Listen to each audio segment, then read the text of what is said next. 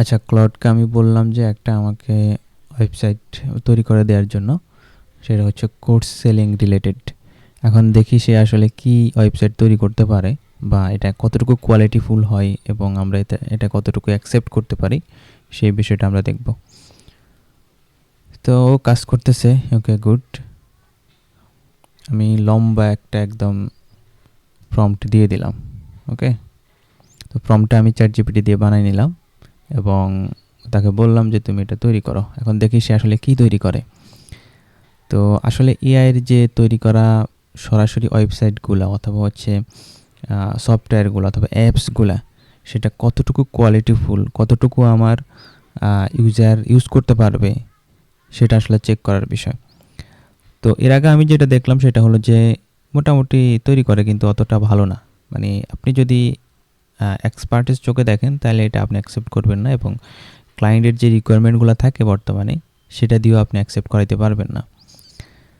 তো সবাই যে বলছে যে এটা নর্মালি ক্রিয়েট করে ফেলে, ভালো ভালো অ্যাপস তৈরি করে ফেলে, ভালো ভালো ওয়েবসাইট তৈরি করে ফেলে। তো সেটা করে কীরকম, মানে এটার লেভেলটা কীরকম, সেটা আমরা জাস্ট আপনাদের সাথে আজকে শেয়ার করব। এর আগে আমি টুকটাক তৈরি করছি, সেগুলো আলাদা বিষয়, কিন্তু সেগুলো নর্মালি অ্যাকসেপ্টেবল না। হয়তো বা কোনো একটা বুঝ দেওয়ার জন্য মোটামুটি হয় আর কি।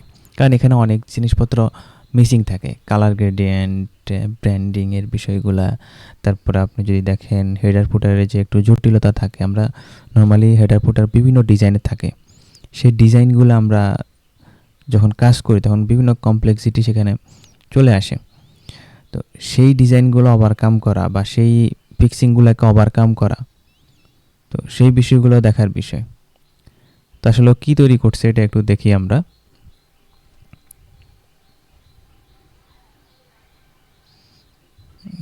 আচ্ছা, আমার ইয়া শেষ হয়ে গেছে সম্ভবত, লিমিট ক্রস, এই হচ্ছে অবস্থা। আচ্ছা, তারপরে একটু দেখি যে কি তৈরি করলো।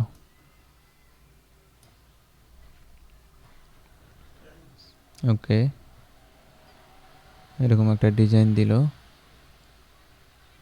আর এই কালারের অবস্থা রে, এখানে আবার ইমেজ পাচ্ছে না। ওকে,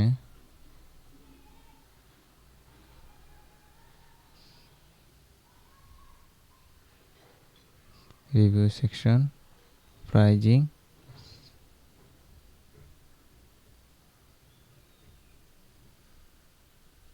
এফএকিউ। ওকে, তো দেখেন কালারটা আমি তো বলি নাই যে কোন কালার দিবে, সেজন্য হয়তো বা কালারটা খারাপ করতে পারে। তারপর আপনি যদি খেয়াল করেন একদম নিচের দিকে ফুটারের অবস্থা কি, কারণ হেডার ফুটার সবচেয়ে একটা ওয়েবসাইটের আকর্ষণীয় বিষয়, এবং হেডার ফুটারে যদি সঠিক ইনফরমেশন যদি আমার ইউজার না পায়, সেখান থেকে যদি আমার সঠিক জিনিস যদি সে পিক না করতে পারে, তাহলে কিন্তু তার ইউজার ফ্রেন্ডলি যে বিষয়টা সেটা হবে না। তো মোটামুটি মানের একটা তৈরি করে দিছে আর কি। এখন এখানে আমরা যদি একটু রেসপন্সিভ চেক করি যে কী অবস্থা রেসপন্সিভের, যে দেখেন কী অবস্থা।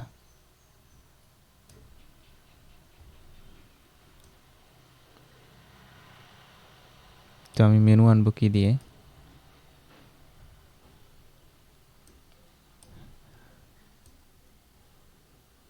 মেনুটা কই, হাই হাই, মেনুটা একবারে হাইট হয়ে গেছে, মেনুটা তো আসতেছে না। আমার হামবাগার কই, হামবাগার নাই। তো তাকে বুঝে আমার বলতে হবে যে তুমি তো হামবাগার তৈরি করো না, এখন হামবাগারটা তৈরি করে দাও। নাহলে মোবাইল মেনুতে আমার কীভাবে সে ভিজিট করবে, মোবাইল মেনুতে গেলে তো আমার ইউজার মেনু খুঁজে পাবে না। এখন যদি আমরা একটু দেখেন, এখানে আমি ভুল ধরলে অনেক ভুল ধরতে পারবো। ধরেন এআই কনভার্টেড বিদায় হচ্ছে আমি কিছু জিনিস স্কিপ করতেছি, তো সেই জায়গা থেকে তাকে আমি কিছু ছাড় দিলাম, যেমন কালার কম্বিনেশন, তারপর হচ্ছে এখানে গ্যাপিং ট্যাপিং অনেক বিষয় আছে, সেগুলো আমি কিছুটা তাকে ছাড় দিলাম। কিন্তু একদম যেটা মেজর জিনিস সেটা তো আমরা সবাই জানি যে এখানে আমার একটা মেনু দরকার। তো সেই মেনুটা কই, সেই মেনুটা তো সে তৈরি করতে পারে নাই, বা সে স্কিপ করে চলে গেছে। তো আমি যদি মেনুর জন্য তাকে আবার কমান্ড দিতে যাই, এখানে আমার কিন্তু অলরেডি লিমিট ক্রস হয়ে গেছে আমার। তো লিমিট যদি ক্রসই হয়ে যায় তখন আমি জিনিসটা তৈরি করবো কেমনে? আবার দেখেন এখানে লেগে যাচ্ছে, হ্যাঁ। আবার এখানে কী অবস্থা, বাটনটা অনেক বড় হয়ে গেছে। আমি যদি এটাকে পিক্সেল পারফেক্ট করতে চাই সেটাও কিন্তু পাবো না। কারণ আমরা যদি আমাদের বাহিরের যে ক্লায়েন্টরা আছে তাদের যদি প্রজেক্টগুলো দেখি, তারা, আমি আপনাকে এক্সাম্পল হিসেবে বলতেছি, ধরেন এখানে এই যে এমের যে ডিজাইন, তাদের এক্সডিতে যেরকম ডিজাইন থাকে, তাদের যে রিকোয়ারমেন্ট থাকে ওই রকমই আপনাকে করতে হবে। বা আমরা যদি এখানে ব্যানার সেকশনটা ধরি, ধরেন ব্যানার সেকশনে কোনো কারণে একটু বাটনটার গ্রেডিয়েশনটা এদিক থেকে একটু এদিক হয়ে গেছে সামান্য, আমার ক্লায়েন্ট কিন্তু সেই বিষয়গুলো ধরে ফেলে। সে কিন্তু বলে না তুমি এখানে বাটনের ক্লায়েন্ট ম্যাচিং হয় না, আমি তোমাকে বলছি যে এটা এভাবে করার জন্য। তো সেক্ষেত্রে আপনি কি ক্লায়েন্টের চাহিদা পূরণ করতে পারবেন? একজ্যাক্ট ক্লায়েন্টের যে চাহিদা সেটা পূরণ করতে পারবেন না। তো তাহলে তাকে কীভাবে বলতে হবে? ক্লায়েন্টকে তখন বলতে হবে আমি তো এটা এআই দিয়ে জেনারেট করছি। তো এআই দিয়ে যদি জেনারেট করেন, সে যদি বলে যে না আমার এরকম ডিজাইন চলবে না, তাহলে আপনি আবার জেনারেট করতে হবে। সেক্ষেত্রে আপনার লিমিট নেই। তার পরবর্তীতে ধরুন একটা নির্দিষ্ট টাইম শেষে আবার আপনাকে জেনারেট করতে হবে। এভাবে কয়েকবার জেনারেট করার পরে তাকে আপনি হয়তো এটা অ্যাকসেপ্ট করাইতে পারবেন।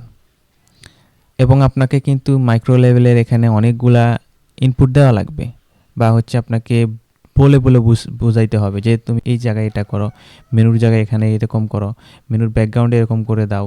তারপরে আপনাকে হেডারে যদি ধরি, ব্যানারে যদি ধরি, ব্যানারে এই সেকশনটাকে এইভাবে করো, এখানে একটা ইমেজ অ্যাড করো।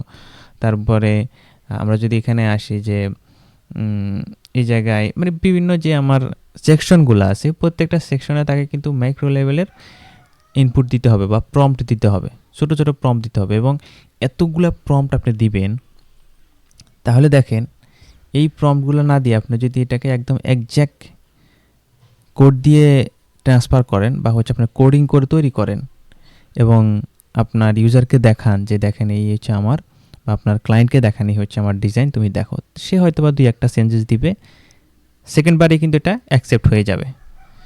কারণ আপনি জানেন কোথায় কী আছে না আছে সেই জিনিসগুলো, আপনি জাস্ট একটু কালার চেঞ্জ করে দিলেই হয়ে গেল। যেমন এখানে হয়তো আমার কালার গ্রেডিয়েন্টটা ঠিক নাই, অথবা এখানে যে হবার করতেছে হবার অ্যানিমেশনটা ঠিক নেই, আপনি জাস্ট এই পোর্শনে গিয়ে আপনি সিএসএসটা চেঞ্জ করে দিলে হয়ে যাচ্ছে।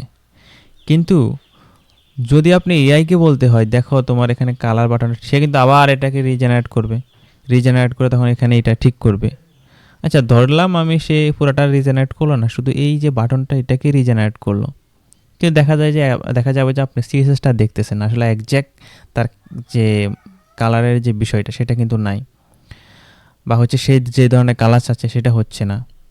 আমি বলতেছি না যে এখানে এক্সডি অথবা পিএইচডি যে ডিজাইনগুলো অথবা ফিগমার যে ডিজাইনগুলো সেগুলো থেকে আপনি কনভার্ট করেন, সেগুলো দিয়ে আপনি এআই দিয়ে কনভার্ট করতে পারবেন না।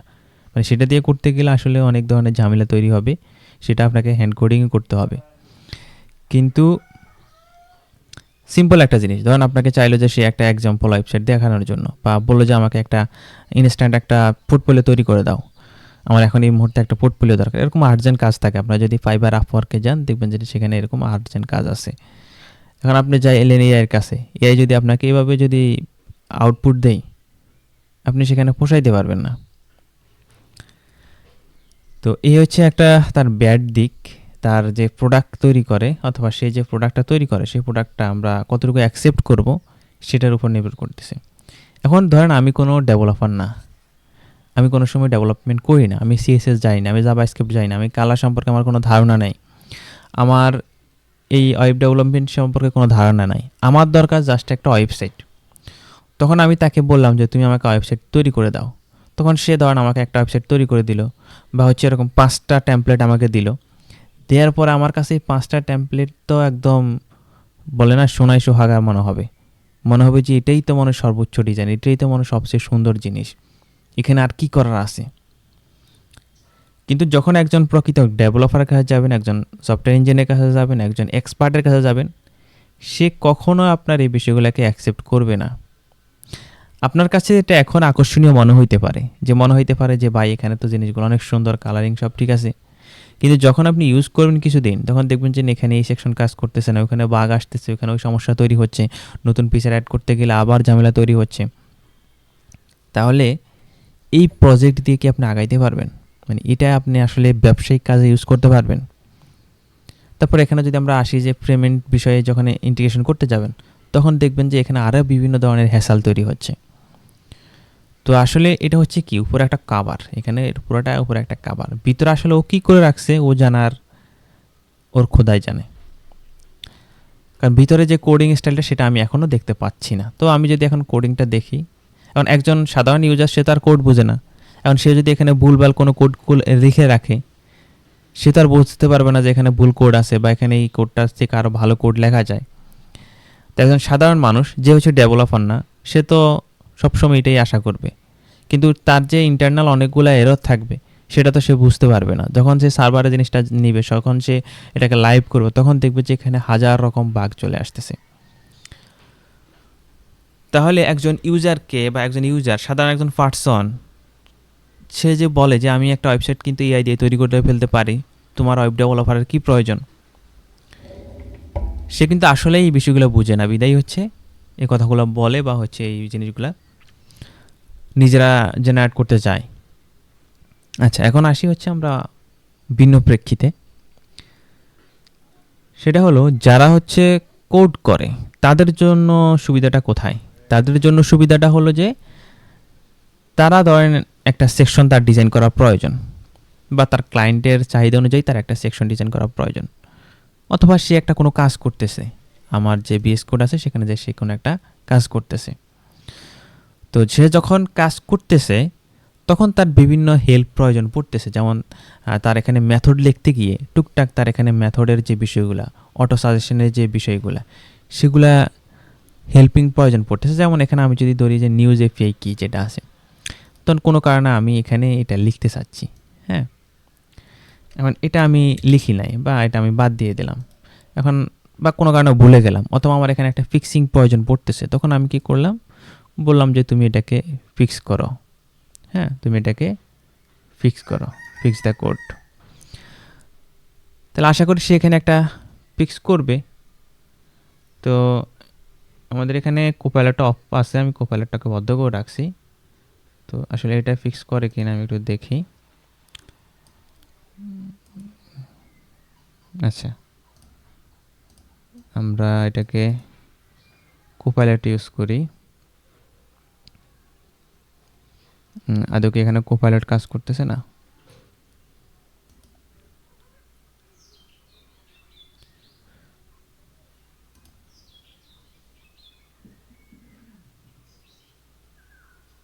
আচ্ছা, সম্ভবত আমার এখানে এটার যে ফ্রি এটা আছে সেটা নাই, বা হচ্ছে কনফিগারেশন করা নাই। তো আমি যেটা বলতেছি সেটা হলো যে এই যে এখানে আমার একটা ভুল আছে, সে তখন এটা ভুলে ঠিক করে দিবে। বা আমার কোনো একটা লাইনে যেমন আমি এখানে কোনো একটা লাইন লিখলাম, এখন এই লাইনটাতে আমি লিখতে পারতেছি না বা কোনো একটা ঝামেলা হচ্ছে, তখন তাকে বললে সে কী করতেছে, এখানে ফার্স্ট এটা সাজেশন দিতেছে। সেটা আমরা সকল কোডাররা জানি, সকল ওয়েব ডেভেলপাররা জানি, সকল সফটওয়্যার ইঞ্জিনিয়াররা জানি। তখন সে এই লাইনটা অটোমেটিক লিখে দিবে। এটা ঠিক আছে, এটা আমি একজন ডেভেলপার হিসেবে, একজন কোডার হিসেবে আমি নিতে পারি, কারণ আমি এই জিনিসগুলো বুঝতেছি কোন লাইনের পরে কোন লাইন আসতেছে, কোনটা কিসের জন্য দিচ্ছে। এখানে যদি কোডের একটা কোনো ভালনারেবিলিটি থাকে, সেটা আমি বলবো যে তুমি তো এটা এখানে এভাবে লিখছো, তুমি এটা এভাবে লিখবে না, তুমি এটাকে আর একটু সিকিউর হইতে লিখো। আমি তাইলে এই জায়গায় এটাকে কন্ট্রোল করতে পারতেছি। কিন্তু যখন আপনি সরাসরি পুরো একটা ওয়েবসাইট বানাচ্ছেন, পুরো একটা ওয়েবসাইট, সম্পূর্ণ পুরো একটা ওয়েবসাইট বানাচ্ছেন, তখন কিন্তু আপনি এটাকে ধরে রাখতে পারবেন না, এটাকে কন্ট্রোল করতে পারবেন না। তখন আপনি অবশ্যই একজন এক্সপার্টের কাছে যাইতে হবে। তো এরকম যদি হয় তাহলে কিন্তু আসলে এআই দিয়ে আপনি ওইভাবে শাইন করতে পারবেন না। এখন আসলে মানুষ যেখানে ভয় করে সেই বিষয়টা হলো যে মানুষ ভয় করে কোন জায়গায়? মানুষ ভয় করে যে এই যে দেখেন আমি যে এখানে যে একটা HTML এর টেমপ্লেট তৈরি করলাম, হয়তো আমার একজন যদি জুনিয়র থাকতো, সেই জুনিয়রে সে কী করতো, এই টেমপ্লেটটা তৈরি করতো, তাকে আমি সাজেশন দিতাম যে দেখো এই জায়গায় ভুল আছে, তুমি এগুলো ঠিক করো, বা তাকে আমি এই জিনিসটা কাজ করাইতাম, এই বিষয়গুলো, বিভিন্ন ব্লক তৈরি করা, বিভিন্ন জিনিসপত্র। শুধু এটা না, আমার প্রোগ্রামিংয়ের ক্ষেত্রেও ধরুন আমার এখানে কিছু মেথড লেখা লাগবে, তাকে বললাম যে তুমি এই মেথডগুলো লিখে নিয়ে আসো বা এই সেকশনটা তুমি কাজ করো, তাকে দিয়ে কাজগুলো করাইতে পারতাম। এখন সেই কাজগুলো আমি করাইতে পারতেছি না, সেটা আমি এআই দিয়ে করতে হচ্ছে বা এআই দিয়ে আমি করে ফেলবো। তখন আমার সেখানে একটা ভয় আছে যে আমার জুনিয়র লেভেলে যারা থাকবে তারা কিন্তু এখানে কাজ পাচ্ছে না। আরেকটা জায়গায় ভয় আছে, যেটা হয়তোবা অনেকেই এখানে কল্পনা করতেছে না, সেই বিষয়টা আমি কল্পনা করতেছি। সেটা হচ্ছে দেখেন এআই যে কাজগুলো করতেছে বেটার, আমার মোটামুটি ডিজাইন করতেছে, মোটামুটি সে এক্সপার্ট, এবং যে কোনো অ্যাপস তৈরি করতেছে, বিভিন্ন যে এই যে আমরা একটা ওয়েবসাইট তৈরি করলাম, করে ফেলছে, ধরেন করে ফেলছে, তার একটা পজিটিভ দিক।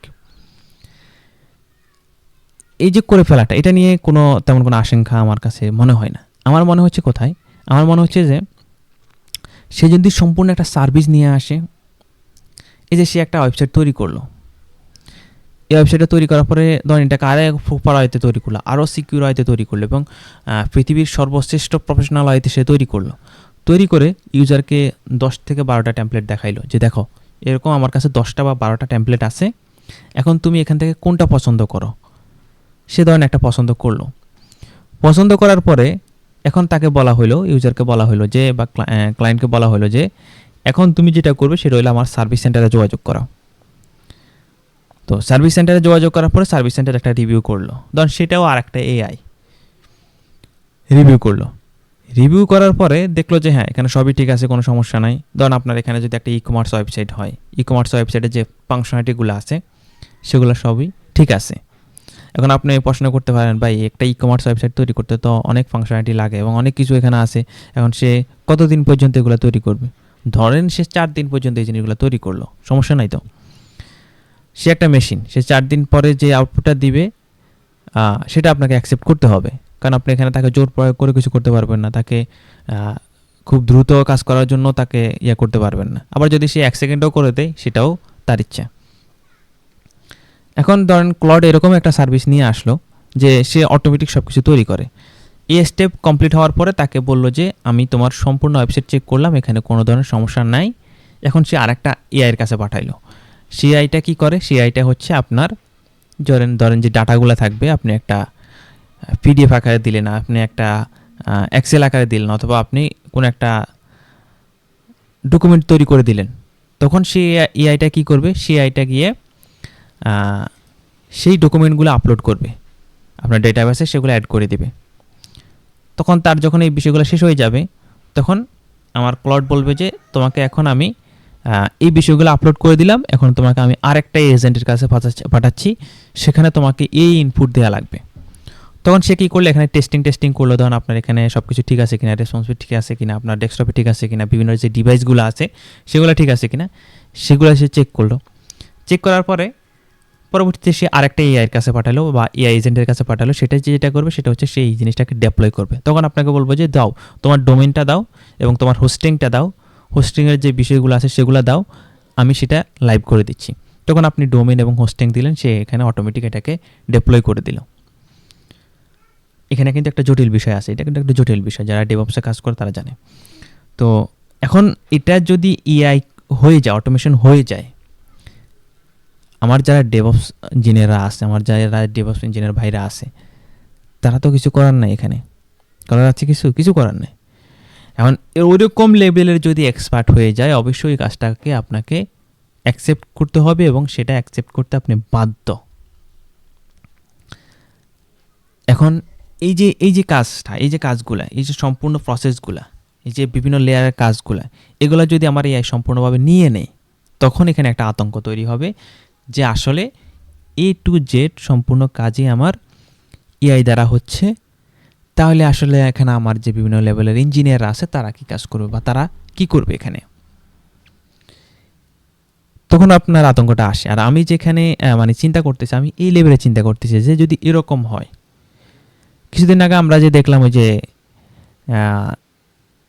আমাদের যে এখানে বিভিন্ন এআই এজেন্টের যে ইয়াগুলো থাকে, ন্যানেট বা বিভিন্ন ধরনের এজেন্টের যে এই যে বট চালানো বা হচ্ছে ফেসবুক মেসেঞ্জার বিভিন্ন যে কন্ট্রোল করার যে সিস্টেমটা যে দেখলাম অটোমেটিক কন্ট্রোল করে, মানে ওরকম যদি চলে আসে, তাহলে কিন্তু এখানে একটা ভয়ঙ্কর বিষয় চলে আসবে। আর না হয় দেখেন, ও এই লেভেলের কাজ দিয়ে আপনাকে সন্তুষ্ট করতে পারবে না, ইউজারকে হয়তো বা সাময়িক খুশি করতে পারবে, কিন্তু ফাইনালি ইউজার এটা নিয়ে সন্তুষ্ট হবে না, সে প্রপার ওয়েতে কাজ করতে পারবে না। এই হচ্ছে তার বর্তমান অবস্থা। আর ভয়ের যে বিষয়গুলো সেগুলোও বললাম, আর যেখানে আমরা নর্মালি হচ্ছে এটাকে পাত্তা দিব না সেই জায়গাটাও আমরা বললাম।